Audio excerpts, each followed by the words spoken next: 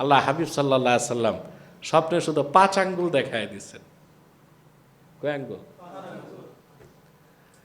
ইমাম মালিকের মতো মানুষ স্বপ্নের ব্যাখ্যা বুঝেন নাই, পাঠাইছেন মুহাম্মদ ইবনু সিরিন রহমতুল্লাহর কাছে। মুহাদ্দিসগণ হাদিস পড়তে উনি বলতেন, হ্যাঁ এটা সহি, এটা মওজু। তো ওনার খাস ছাত্ররা ওনাকে জিজ্ঞেস করলেন যে আপনি কিভাবে, আপনি তো জীবনও হাদিস তো খুলে দিলে পড়তে পারবেন না, তা আপনি বলেন কেমন করে? কই দেখো, কেউ যখন আমার সামনে হাদিস পড়ে, হাদিসটা যদি আল্লাহর হাবিবের হাদিস হয়, তা আমি দেখি ওই ব্যক্তির মুখ থেকে নূর বের হচ্ছে। আর যখন দেখি কেউ হাদিস পড়তেছে কিন্তু নূর বের হয় না, তখন আমি বুঝি এটা আল্লাহর হাবিবের হাদিস না। সুবহানাল্লাহ। তো ছাত্রদের লক্ষ্য করার বিষয় না? কোরআন যেমন নূর, রাসূলুল্লাহর হাদিসও নূর। এজন্য হাদিস শরীফ ধরার আগে সর্বোচ্চ পবিত্রতা অর্জন করতে হবে।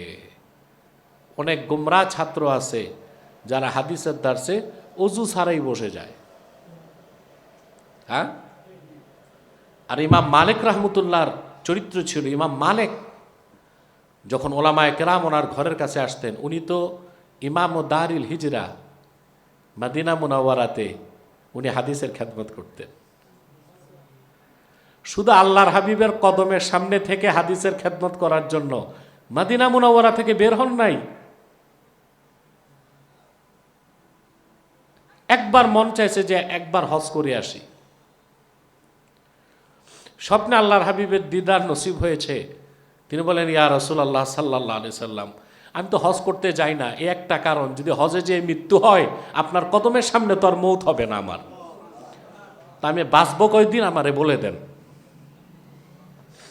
আল্লাহ হাবিব সাল্লাল্লাহু আলাইহি সাল্লাম স্বপ্নে শুধু 5 আঙ্গুল দেখায় দিচ্ছেন। কয় আঙ্গুল? ইমাম মালিকের মতো মানুষ স্বপ্নের ব্যাখ্যা বুঝেন নাই, পাঠাইছেন মুহাম্মদ ইবনু সিরিন রহমতুল্লাহর কাছে। স্বপ্নের ব্যাখ্যা কি? মুহাম্মদ ইবনু সিরিন স্বপ্ন শুনে খাদেমকে বলছেন, এই স্বপ্ন তুমি দেখো নাই, কে দেখছে বলো? বলে ইমাম মালিক দেখছেন।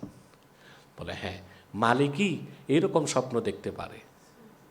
বলে ইমাম মালিককে বলো, আল্লাহ রসুল সাল্লাল্লাহু আলাইহি ওয়াসাল্লাম তাকে 5 আঙ্গুলের ইশারা করে সূরা লোকমানের শেষ 5 আয়াত দেখতে বলছেন।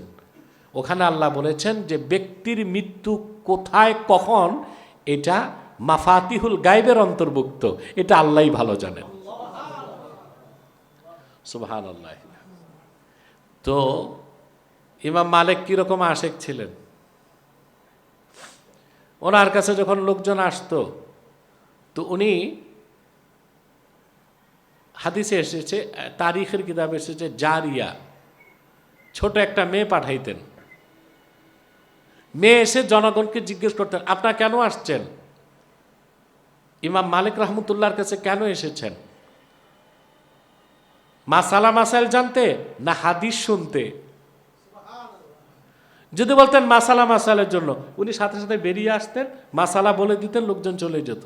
যদি বলতেন হাদিস শুনতে আসছি, মালিক বের হইতেন না, গোসল করতেন, নতুন কাপড় পরতেন, পাগড়ি লাগাতেন, পাগড়ির উপর খেমার লাগাইতেন, আতর লাগায় এসে আদবের সাথে বসে রাসূলুল্লাহর হাদিস রওয়ায়াত করতেন। আল্লাহু আকবার। আল্লাহর হাবিবের হাদিসের প্রতি কি আজমাত, কি তাজিম ছিল! সুবহানাল্লাহ।